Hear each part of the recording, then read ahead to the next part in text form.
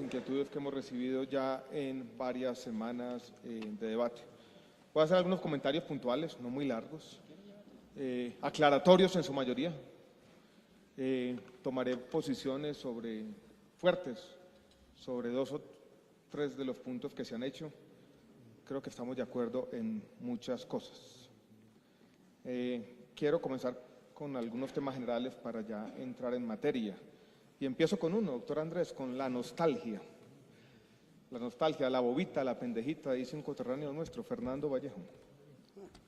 Hay algo de nostalgia en los análisis y diagnósticos de nuestro sistema de salud, desafortunadamente. Algunos quisieran volver al pasado, algunos añoran una edad dorada que creo que nunca existió, no usted, pero algunos, y eso hace parte, dijéramos, del debate de todos los días, y eso a veces dificulta las cosas, pero no es la nostalgia la que me preocupa, es, dijéramos, otro tema o otra postura intelectual, llamémosla en este debate, y es cierta inercia de la crítica, que yo creo que es una consecuencia de la crisis. Cuando uno lleva mucho tiempo de crisis, simplemente se acostumbra a criticar, y a veces se le pega la aguja, para utilizar un símil de otra época. Me preocupa, por ejemplo, doctora Olga Lucía, que usted haya mencionado como parte de los inaceptables o de las sugerencias al final de su presentación, que la reforma olvida el giro directo. La reforma está haciendo lo contrario, la reforma está generalizando el giro directo. Recuerden que los recursos están acumulados en Salud Mía y se van a girar todos, insisto, desde Salud Mía a los prestadores. O que se diga que estamos olvidando el tema de los resultados en salud como una de las innovaciones. Teniendo en cuenta que una de las innovaciones que se hace es la contraria. Estamos diciendo que los gestores de servicios de salud se van a remunerar de manera importante por los resultados en salud. Entonces yo creo que para que este debate sea productivo, yo creo que lo ha sido esta tarde, debemos no solo dejar atrás la nostalgia, doctor Andrés, sino esa inercia poco extraña de la crítica, porque es endilgarnos cosas contrarias a las que estamos haciendo o diciendo o proponiendo en el proyecto de ley. Sigo con otro tema que yo creo que también es interesante, es una reflexión que pensaba mientras todos hablaban. Y es que esto es difícil, es complejo. Si ustedes miran esta tarde aquí en varias de las intervenciones, a pesar de que hay, dijéramos, cierta confusión en los intereses y más o menos uno ve las propuestas apuntando en un mismo sentido, hay propuestas diferentes. Y yo podría resumir varias de las cosas que se dijeron, porque aquí hay agentes, todos prestadores, pero que a veces tienen objetivos que son no contradictorios, pero que no todos apuntan en la misma dirección. Los hospitales universitarios dicen nosotros somos distintos. Algunos de los hospitales más importantes de este país, el Pablo Tobón, dicen somos distintos porque brindamos calidad. Los pediátricos dicen somos distintos porque de alguna manera de nosotros depende el futuro de este país, o están los niños y además nos han dejado de lado en lo que ha pasado con la crisis del sistema, un punto innegable. Y los hospitales públicos también dicen somos diferentes, somos más costosos y merecemos un tratamiento especial. Esa complejidad yo creo que se expresada aquí esta tarde hace difícil diseñar cualquier reforma, porque casi sobra decirlo, conciliar esos intereses no es fácil.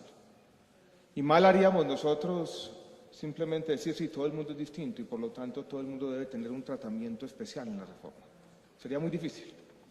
Y estaríamos yendo en contravía de uno de los principios que mencionó y enfatizó de manera importante el doctor Juan Carlos Giraldo, y es, esto tiene que tener algún nivel de simplicidad.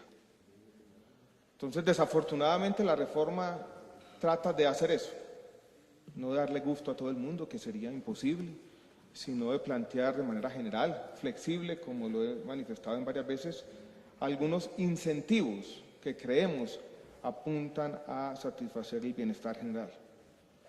Pero va a ser fácil no solo darle gusto a todo el mundo, sino incorporar en la reforma intereses legítimos que uno quisiera satisfacer. El tema, ustedes lo saben, el tema del pago por calidad, por ejemplo, es una pretensión vieja. No ha sido implementada casi en ningún sistema de salud del mundo, es muy difícil, complejo por su misma naturaleza.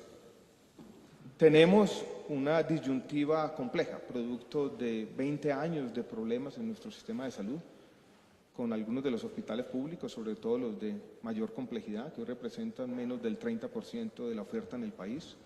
Hay una gran obsolescencia tecnológica, atrasos de una generación, muy difíciles de resolver, incapacidad de competir en un sistema donde en ese nivel yo creo que la competencia es más o menos inevitable. Si se quiere, una postura crítica por parte del Estado y muchas veces contradictoria.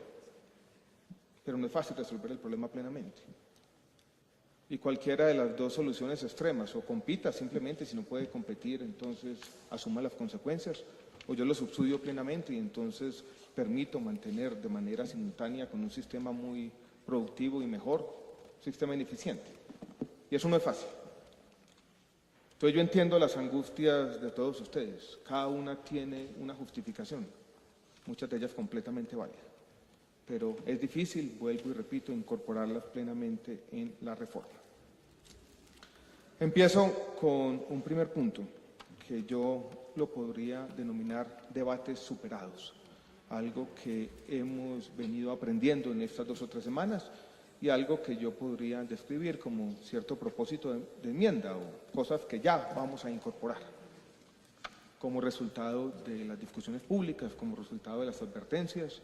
Son errores que cometimos, tal vez, algunos de ellos no completamente deliberados, algunos de ellos basados en buenas intenciones. Y los menciono. El primero tiene que ver con la mención que se hace al comienzo del artículo, en las disposiciones generales, sobre la salud no como un derecho fundamental, sino como un servicio público. Lo hicimos de manera deliberada y lo hicimos porque sabía que el país estaba discutiendo una reforma estatutaria y quisimos mantener los temas de derecho fundamental en la reforma estatutaria.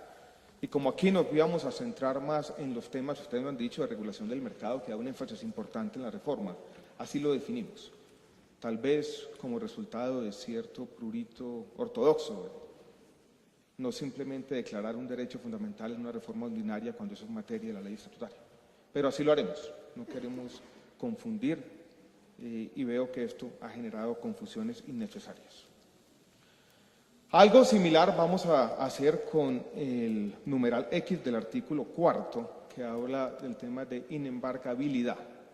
Algo tenemos que mantener de inembargabilidad, porque si estamos creando a salud mía, algo que no podemos hacer es correr el riesgo que los recursos vayan a ser embargados allá arriba y se paralice completamente el sistema de salud. Ese seguro lo tenemos que tener. Hablamos de que los recursos dejaban de ser públicos, porque como todos iban a ser gerados directamente a los prestadores, que ahí podemos tener algunas dudas con el tema de integración vertical, creímos que eso era más o menos obvio y creímos que en todo caso hay falta de claridad sobre la naturaleza de los recursos en la cadena en este momento en el sistema. Creímos que esto no iba a generar ningún tipo de debate, que era algo más o menos obvio, que en el momento en que al hospital se le pagara la cuenta, los recursos son necesariamente privados, pero alguien puede decir, bueno, ¿qué pasa si el hospital es público? Tenemos que redactar eso mejor. Y lo vamos a quitar de ahí y nos podemos sentar entre los que quieran a mirar cómo redactamos bien ese artículo, que brinde claridad en un punto donde hay algún tipo de incertidumbres. Lo mismo diría yo con el tema del salvamento, lo que se hace en el primer artículo de las disposiciones finales, donde creemos que debemos reiterar lo que ya existe en nuestra normatividad. Esto es un fondo de salvamento, no para las EPS, para los hospitales públicos y privados. Si hay algunos temas de redacción que han generado confusión, estamos dispuestos a sentarnos con los que quieran, a mirarlo mejor y a brindar claridad y que exista una necesaria comunión entre nuestros propósitos que quedan claros y de pronto la redacción, que fue innecesariamente confusa. Entonces, sobre eso, yo creo que no debe quedar ninguna duda de cuáles son nuestras intenciones y nos sentamos con el que quiera, a que esas intenciones queden plasmadas como tienen que quedar plasmadas en un texto que sea transparente, claro, para todo el mundo. Esas son las intenciones. Yo creo que en eso yo lo he dicho públicamente. Uno a veces dice las cosas, las repite, las reitera y no le creen, pero lo redactaremos juntos y haremos claridad. Lo mismo podríamos decir acerca de un debate que no ha surgido esta tarde, pero que también ha hecho parte de las deliberaciones, con el tema de la tutela, por ejemplo. No estamos queriendo, ni intentando, ni promoviendo limitar la tutela. Hemos dicho muchas veces, de manera clara, que la tutela debería ser un mecanismo excepcional, que la tutela no debería ser la forma corriente para acceder a servicios de salud. Muchas veces cuando se diagnostica la crisis del sistema se dice, mira el número de tutelas cómo está creciendo. Ese diagnóstico apunta exactamente en esa dirección, es decir, un número creciente de tutelas es un síntoma de que hay problemas en el sistema de salud.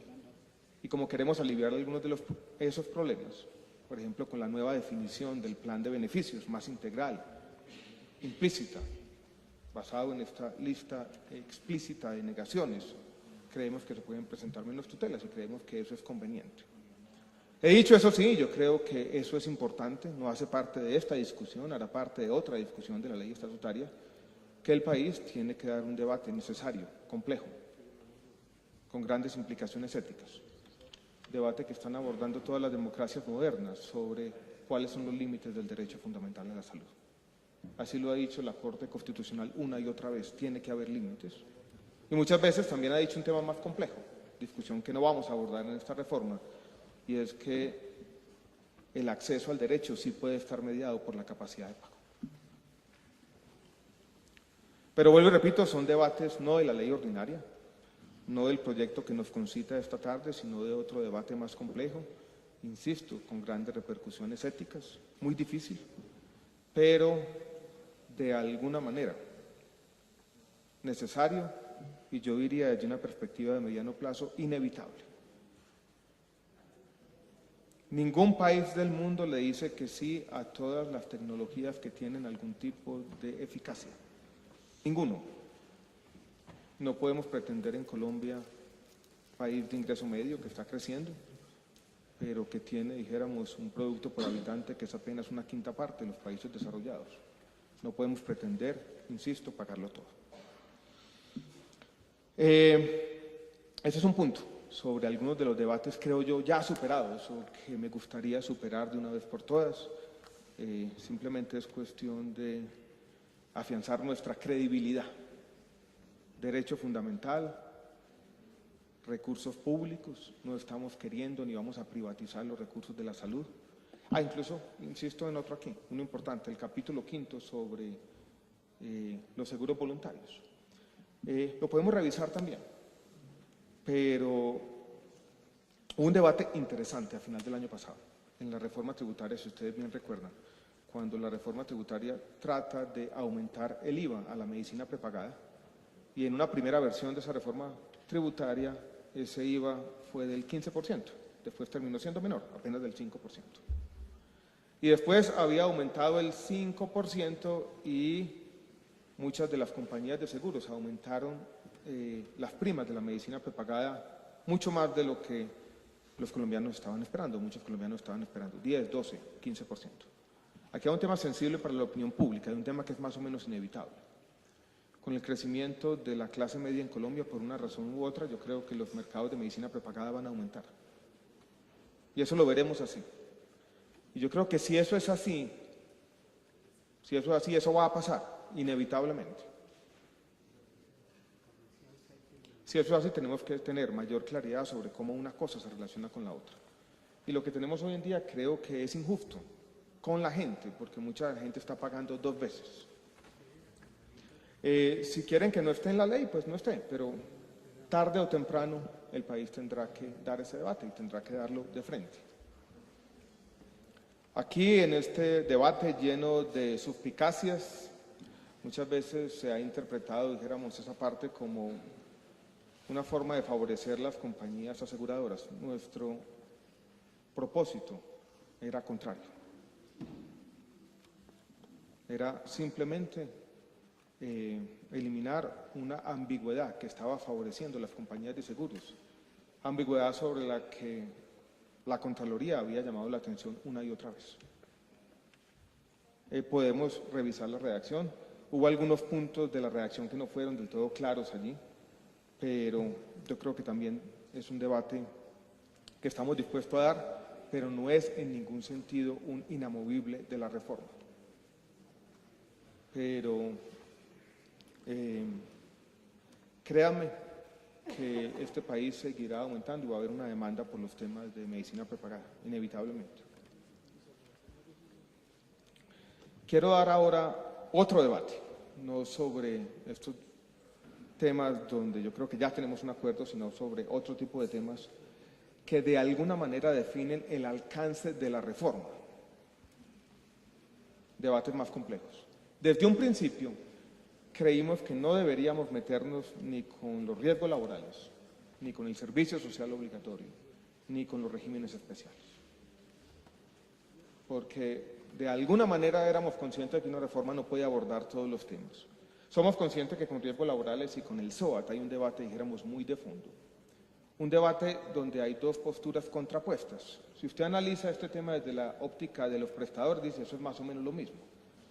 Pero si usted lo analiza desde otra óptica, también válida, de un asegurador, dice estos son modelos y mecanismos completamente distintos, porque la gestión de riesgo del SOAT o la gestión de riesgo de una ARL es muy distinta a la de una EPS, dicen hoy algunos de ellos.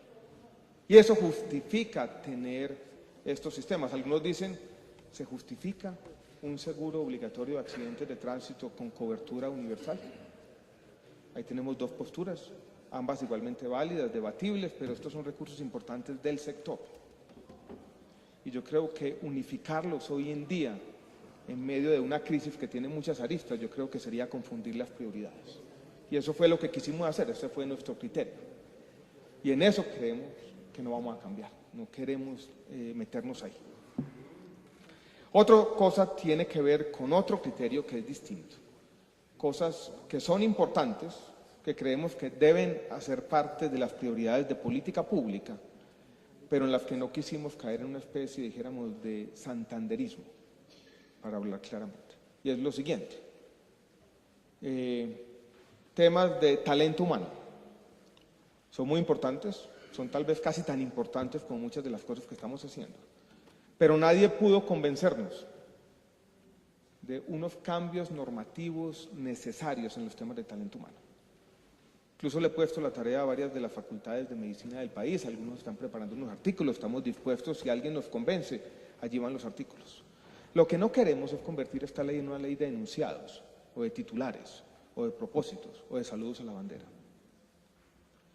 Si alguien nos convence buenamente de que aquí hay algunos artículos de talento humano o algunas disposiciones normativas de talento humano importantes, lo hacemos. Pero los retos de talento humano del país son de otra naturaleza. No son retos normativos, son retos de construcción de capacidades en la sociedad, en los médicos generales, y son retos de aumentar la oferta, donde hemos tenido por parte de algunas universidades y por parte, digámoslo claro, también de las sociedades científicas, ciertas reticencias que habrá que vencer una a una. Lo mismo con el tema de atención primaria, pero también estamos dispuestos, eso se lo he dicho al senador Ballesteros, que hagamos algo de atención primaria si se necesita. La atención primaria que ha funcionado, como por ejemplo como funciona en Barranquilla, que la hacen las EPS, no la hace la entidad territorial, ni la hacen los prestadores, funciona con la normatividad que tenemos y funciona bien. Si hay algunos obstáculos que son meramente normativos, si alguien los identifica y nos traen los artículos, para eso sirve este diálogo social, estamos dispuestos a incorporarlos. Pero no sé, de pronto por venir de otro mundo, de pronto por haber sido un ingeniero extraviado por aquí, donde me educaron que lo importante en la vida era tal vez encontrar soluciones concretas para problemas concretos. A veces tengo cierta resistencia a la demagogia legal, a prometer en las leyes un montón de cosas, a hacer un montón de propósitos vacíos y dejarlos ahí. Entonces, yo creo que las leyes también deben ser transparentes en ese sentido, deben apuntar a solucionar problemas, no a afianzar más un estado retórico que a veces tenemos. Quiero decir algo sobre otro punto que ha animado las discusiones de las últimas 2 semanas, y es las aparentes incoherencias, o aparentes no, yo creo que las incoherencias evidentes entre los dos proyectos, el de ley estatutaria y el de ley ordinaria. No las podemos negar, ahí están, las estamos corrigiendo. Hemos trabajado en el gobierno en una cosa que uno podría llamar una ponencia preliminar de la ley estatutaria, ya no tiene 14 artículos, ya tiene 18, ya avanza en el contenido estatutario propiamente dicho y ya corrige buena parte de esas incoherencias. Y ya hace los dos proyectos compatibles y consistentes. Los proyectos, ustedes bien lo saben, están metidos en este debate, tienen o tuvieron un origen distinto. El proyecto de ley estatutaria nació como una propuesta de la Junta Médica que el gobierno avaló de afán tal vez en una reunión y por lo tanto eso hay que perfeccionarlo. Y en eso estamos, tratando de hacer coherentes las dos cosas. Y ya tenemos, dijéramos, un proyecto de ponencia de ley estatutaria que es coherente. Quiero empezar con los temas más puntuales. Y empiezo con uno muy complejo y tiene que ver con el tema de el diseño institucional de los gestores de servicios de salud y algunos de los temas fundamentales. Yo creo que hay dos puntos que constituyen la nuez, el núcleo de los desacuerdos. El primero tiene que ver sobre quién maneja o quién controla la red y el segundo tiene que ver con el tema de los excedentes o el ánimo de lucro. Esos dos puntos son, dijéramos, fundamentales. Voy a referirme primero al segundo, que es el más complejo. Ya lo he explicado en varios escenarios, pero podría tratar de explicarlo nuevamente.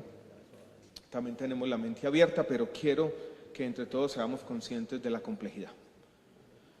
Si uno genera un gestor de servicios de salud que sea simplemente un administrador, uno hace una lista de tareas, podemos perfeccionar las tareas, hacerlas más claras y dice yo le voy a remunerar por esas tareas, como funcionan las administradoras de fondos de pensiones, por ejemplo. Eso podría encarnar, creo yo, un peligro y podríamos repetir algo que el país ya vivió, o padeció o sufrió, que es el tema de los recobros. Y si alguien me dice cómo evitamos este problema, nosotros podríamos quitar el tema de los excedentes, el ánimo de lucro, pero es un problema grave y es que el gestor y el prestador pueden simplemente entrar en colusión y los incentivos estarían alineados para ponerse de acuerdo y pasarle la cuenta al Estado. Y eso no es ciencia ficción, no es un invento mío. Eso, señoras y señores, pasó con el tema de los recobros, donde los incentivos, en este caso no deliberados, espontáneos, podríamos decir, que se fueron dando en la medida que con esa inflación normativa se fue diseñando sobre la marcha el sistema de recobros, se dieron para eso, para que todo el mundo se pusiera de acuerdo para cobrarle al Estado. Y todo el mundo se puso de acuerdo. EPS, prestadores, farmacéuticas, médicos, pacientes, todos alineados para hacer lo mismo, para mandar la cuenta al FOSIGA. Y de 100.000 millones de pesos pasamos a 2 billones de pesos en un año largo. Si ustedes han mirado los debates que se están dando en el mundo sobre este tema, son debates que apuntan sobre esto. Doctor Andrés, hablábamos hace un tiempo de la revista Time, que trajo un artículo hace un mes largo, tal vez sesgado, sobre el tema de la prestación en Estados Unidos, pero uno encuentra datos como estos. El acetaminofén en las facturas de un hospital en promedio vale 10 veces más que en la farmacia, cruzando la esquina. Y si de pronto uno no tiene un gestor de servicios de salud, alguien que no puede tener ese solo incentivo, porque ahí sí nos estaríamos equivocando y estaríamos reproduciendo los problemas actuales. Pero vuelvo y repito, si esta persona no tiene incentivo a decir por qué esto vale 10 veces más, yo simplemente le paso la cuenta y le digo, no estoy de acuerdo. La gloso, porque no hay otra forma. Podríamos tener, después de aprobada la ley, un año donde todo el mundo está contento, no hay glosas, tenemos el mejor flujo de recursos de la historia. Salud Mía concentra todo el aseguramiento, es un aseguramiento social pleno, pero se hace insostenible en nuestro sistema de salud. Por eso yo creo que aquí hay, si se quiere, una visión nuestra. Yo a veces la he denominado una visión trágica, en un sentido que creo que si no hay conflicto, si no hay una tensión necesaria entre quien paga y quien pasa la cuenta, va a haber problemas muy graves de sostenibilidad. Y desafortunadamente el Estado no puede hacer esa labor, no la puede hacer hoy en día porque las capacidades estatales no existen, de auditoría y de mucho más, y además el Estado es mucho más susceptible a ese tipo de presiones. Entonces, lo único que estamos diciendo es que este señor gestor de servicios de salud tiene que tener varias funciones. No puede ser esa única, porque ahí, vuelvo y repito, las barreras serían todas, o los incentivos mejor serían todos para hacer barreras de acceso. Tiene que dar resultados de salud a la población. Pero si no le decimos a este señor, si usted se queda con algo de la plata que yo le estoy dando, ¿dónde van a quedar los incentivos? ¿Y cómo vamos a evitar la colusión entre uno y otro? Estaríamos acabando con el aseguramiento, creando un sistema simplemente con aseguramiento social pleno. Salud Mía sería el único asegurador de la población que tendría tercerizado un servicio de revisión de facturas con 2 o 3 funciones pequeñas. Los incentivos de ese sistema se me parecen mucho al sistema de recobros, desafortunadamente. Y eso podría tener consecuencias nefastas para nuestro sistema de salud. Esto no es una defensa acérrima, yo lo he dicho muchas veces, ni ideológica de las utilidades.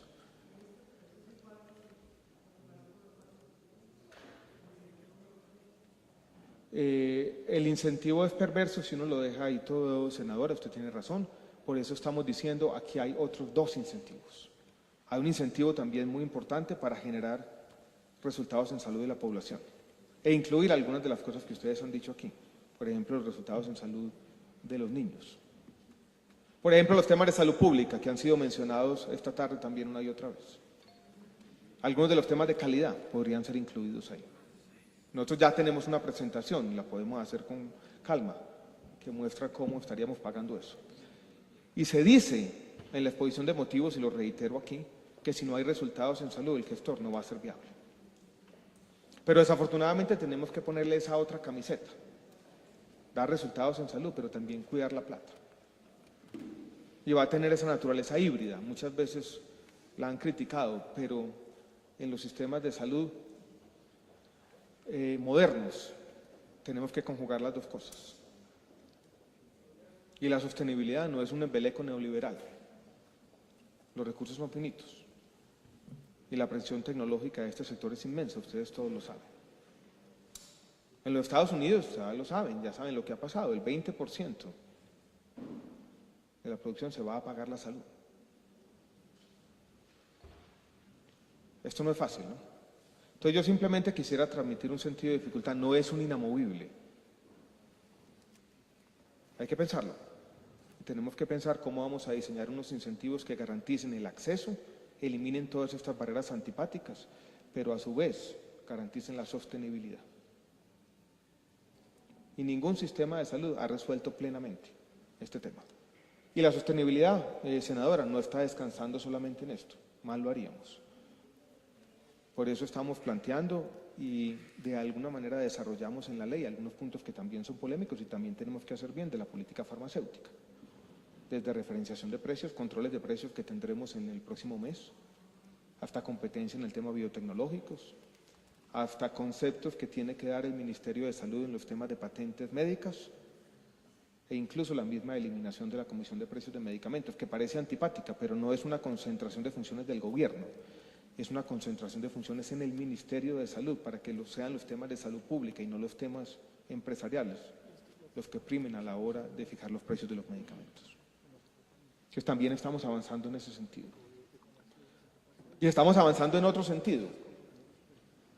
Ustedes no sé si leyeron hoy la columna del doctor Esguerra en El Espectador, que habla del tema de Colpatria y lo que está pasando con los afiliados de Colpatria, que evidencia otra de esas características antipáticas del sistema, lo que se llama selección de riesgo, descreme. Nadie se quiere quedar con los pacientes de alto costo.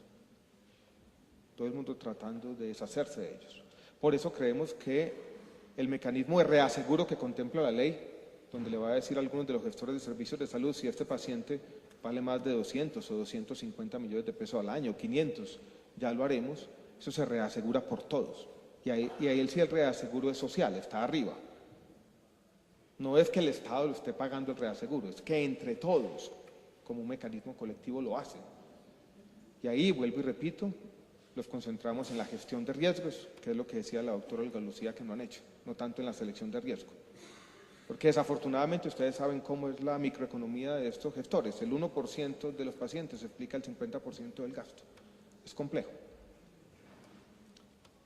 Entonces, no sé, cada vez que uno se enfrenta a estos problemas, a veces la complejidad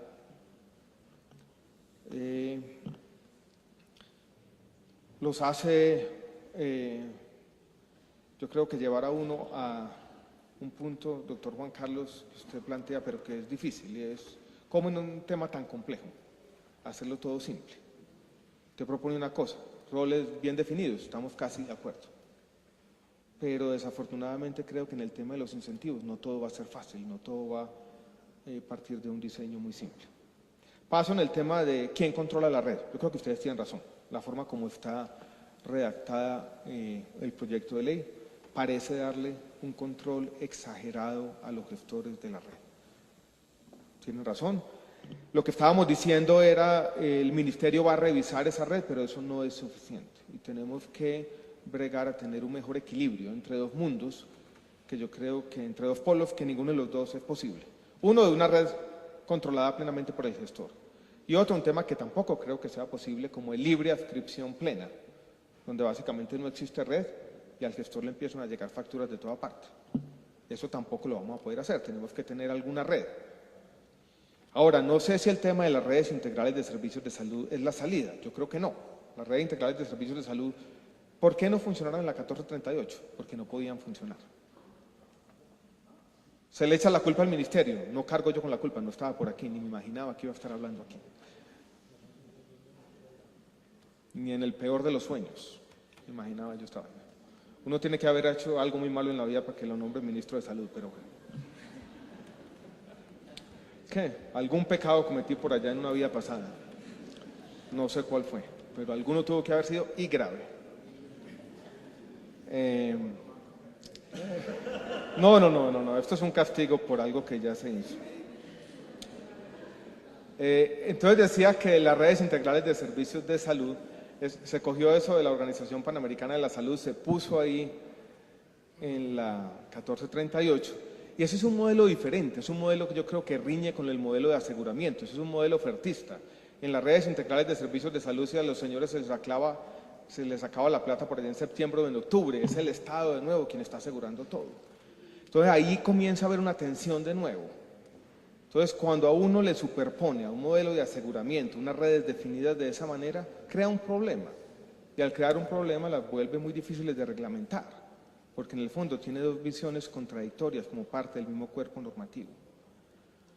Entonces mi invitación es reflexionemos un poco, cómo podemos encontrar de nuevo un equilibrio, así como en el tema de los incentivos entre esos dos mundos opuestos, porque no queremos darle todo ese poder a los gestores de servicios de salud, nos equivocaríamos. Y básicamente eso generaría incluso todo tipo de corrupción. Imagínense este señor con la llave a decir, este hospital entra, este no. Sería el peor de los mundos. Ahí tenemos que hacer algo mejor de lo que tenemos. Digo algo sobre un tema que ha sido polémico. A mí me parece una discusión bastante interesante, esa me gusta, y es el tema de los gerentes de las ESES. Y me gusta porque es otro de esos temas que tampoco tiene solución. Complejo, ¿no?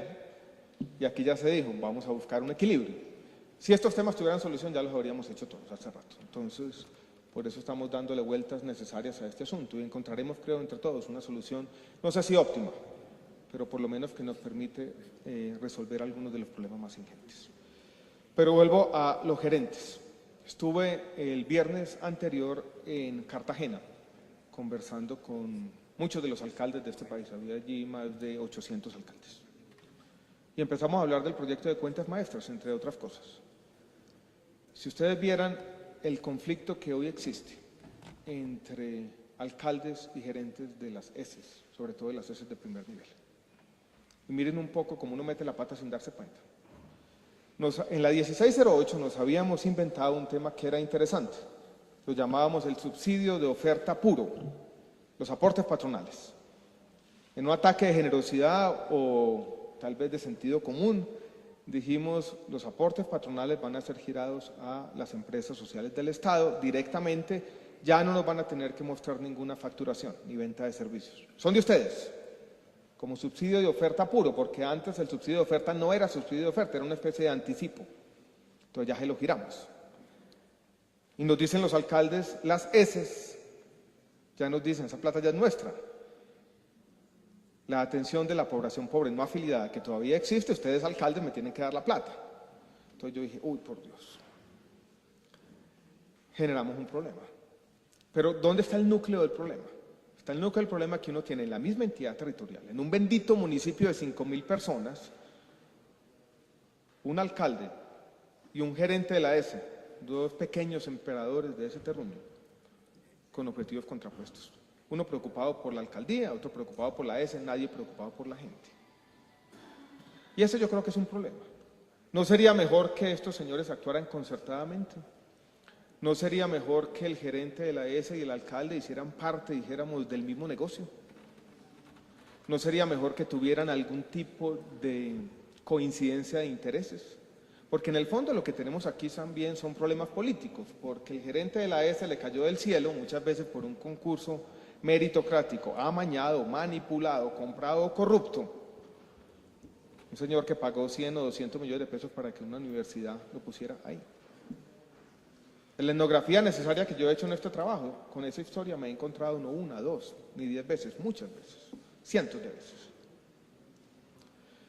Y eso, doctor Olga Lucía, no me parece una situación óptima. Allí hay un problema. Y allí hay un problema que no se puede resolver simplemente volviendo a reiterar ese modelo exagerado de autonomía hospitalaria, que es uno de los errores de la ley 100 del año 93, creo yo.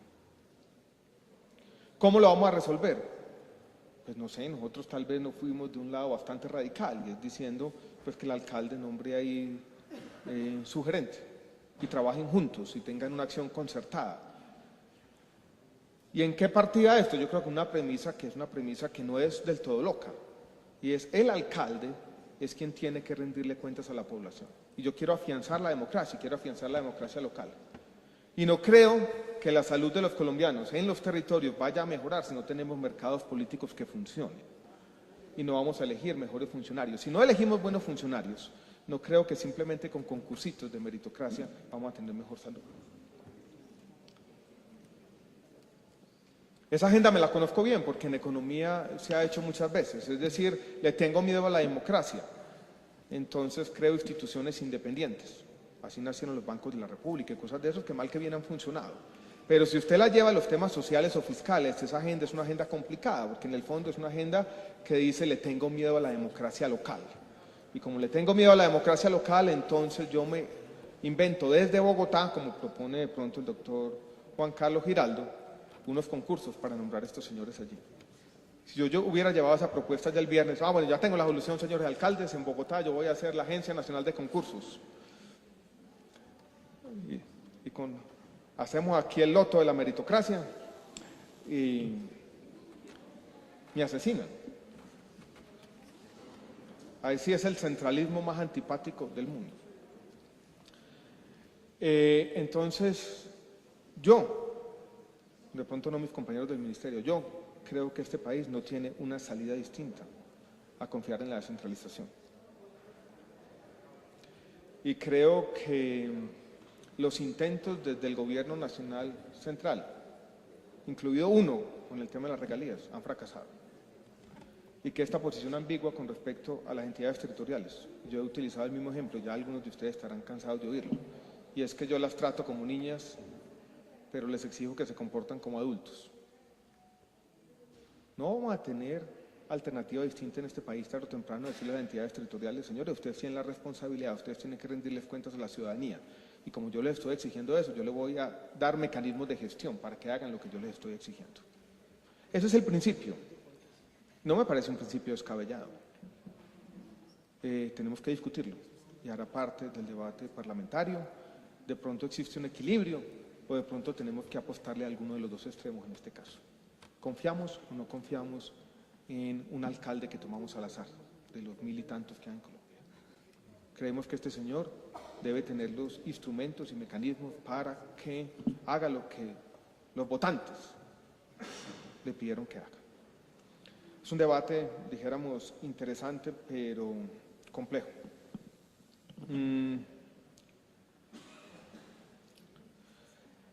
Digo algo sobre el tema de las cuentas y alguna de la coyuntura, haciendo referencia en particular a un punto de la doctora Olga Lucía, que muestran un poco las complejidades o inclemencias de este trabajo. Aumentamos la UPC del régimen subsidiado, siguiendo lo que nos decía la Corte, 17%, y no se han podido poner de acuerdo, decía aquí Olga Lucía. Entonces, las EPS del subsidiado con las ESES, ahí están en esa tensión. Y yo creo, doctor Olga Lucía, no sé quién tendrá razón, a veces tiene razón las... Ahí me dice, por ejemplo, la EPS mixta, que yo no creo que esté imbuida de un ánimo de lucro así, no. Ahí está la Gobernación de Antioquia, está la Alcaldía de Medellín, está Confama. No creo que tenga, dijéramos, el gran apetito de lucro y que, no sé cómo la juzgará usted, doctor Andrés, pero yo creo que allí puede haber algún sentido social. La EPS mixta se sienta a negociar con un hospital en Antioquia.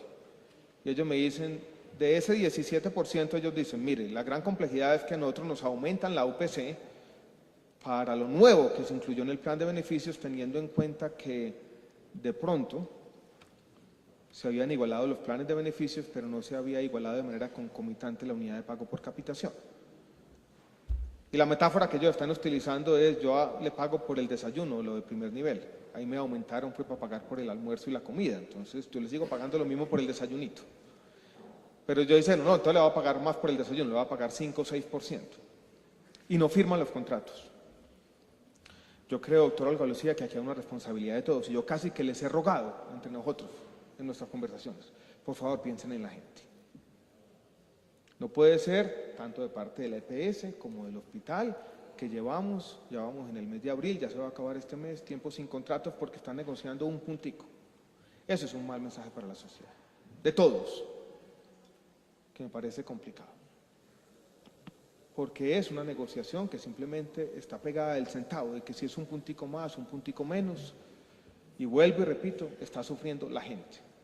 Igualamos, hicimos lo que nos decía la Corte Constitucional.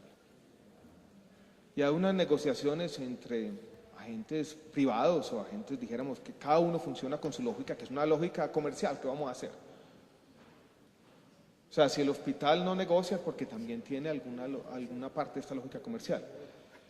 Yo seguiré insistiendo y seguiremos hablando y les seguiré casi suplicando a uno y a otro que llegó la hora de volverse serios y pensar en la gente.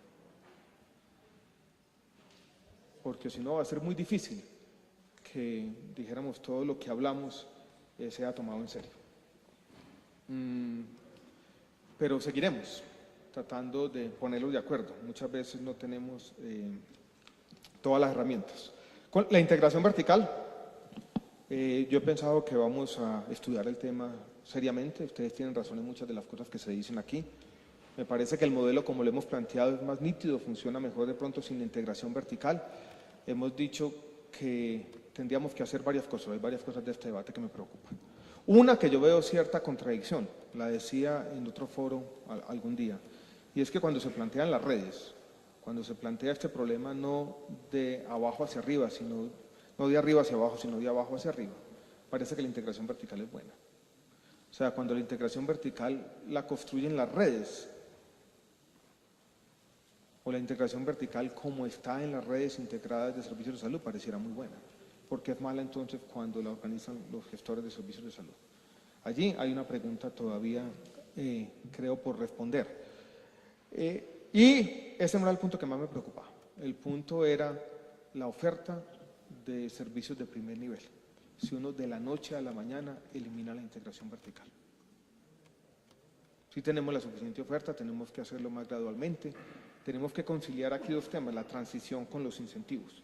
Pero estoy de acuerdo que el tema, como está planteado en la reforma, incluso por el asunto del giro directo y por algunos de los otros temas y por los incentivos, podría funcionar mejor sin integración vertical, pero tenemos que dar la discusión con calma. Yo lo que he propuesto es un taller, que nos vamos y nos encerremos un día, un fin de semana, discutamos el tema con algunos expertos internacionales en el contexto del modelo y en un contexto más general, si se quiere. Integración horizontal, mala redacción. Pero también tienen que ver dónde o tal vez no mala redacción, dijéramos redacción ambigua, pero se hablaba de integración horizontal en el capítulo de los gestores, con la única intención de decir los gestores de servicios de salud o EPS no pueden tener distribuidoras de medicamentos. Yo se lo he dicho a las cajas de compensación, ustedes tienen que decidir en la vida, ya están muy grandecitas, qué es lo que quieren hacer. ¿Quieren ser prestadores o quieren ser gestores o quieren ser distribuidores de medicamentos? Hacia allá apuntaba. Formalización laboral, el artículo 51, creo, que el doctor Juan Carlos mencionaba como un artículo algo críptico, donde se piden facultades para hacer la formalización. Entre 200 y 250.000 trabajadores, nosotros tenemos ya los artículos redactados, son 14. No quisimos incluirlos en la ley porque yo creo que es un tema muy complejo, que nos tenemos que sentar, dijéramos, con los trabajadores de la salud. Eso decidido aquí en caliente, en un debate político, puede poner en juego la viabilidad de la República Hospitalaria. Pero no lo vamos a decidir nosotros, lo decidirá el Congreso en su sabiduría.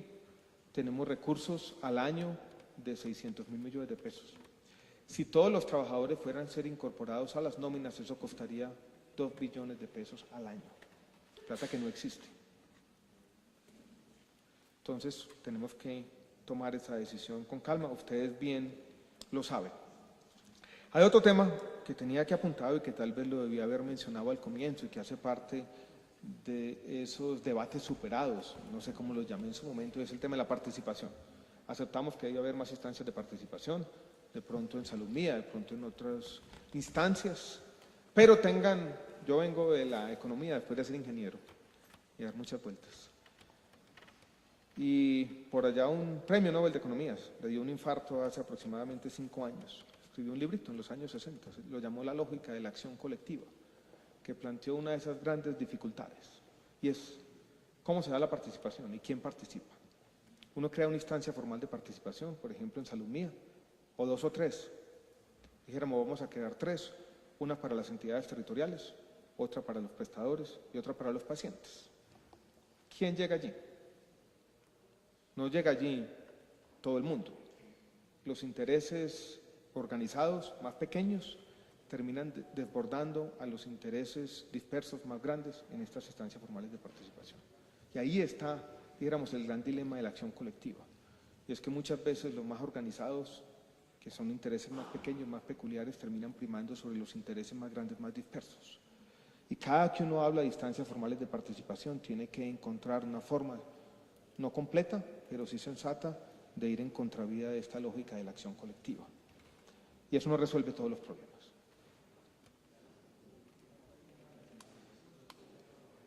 Sí, no, está bien. Lo que pasa es que yo soy un liberal del siglo XIX, doctor Andrés, y todavía le creo más a la democracia representativa porque en el fondo, con todos sus defectos, con todos sus problemas, doctor Santos, usted tiene una legitimidad, y usted, doctora Teresita, tiene la legitimidad. Ustedes fueron los que fueron a las regiones, los que de alguna manera fueron investidos para tomar decisiones. El que se sienta allí, participando, ¿de dónde saca su legitimidad? Es mucho más difícil. La de ustedes es completamente transparente, completamente legítima. Y yo sigo siendo un defensor de esa democracia representativa y creo que es la única forma de tomar decisiones, y por eso creo que a pesar de todo es en este Congreso donde decidiremos para bien lo que va a pasar con esta reforma. Quiero terminar con un agradecimiento por el ejercicio que hicieron todos de darnos propuestas, seguir diciendo que vamos a seguir construyendo, que muchas de ellas las vamos a incorporar. Yo no quiero hacer retórica barata, es la verdad. Las van a ver cuando examinen una ponencia que construiremos con los señores senadores, que allí van a estar muchas de las cosas que ustedes han dicho. Ya hice un anticipo de las cosas que queremos cambiar. Y aquí estamos mezclando las dos cosas, democracia representativa con la participación de todos ustedes. Muchas gracias a todos. Muchas gracias a usted, ministro. Queremos darle los agradecimientos a todos los asistentes.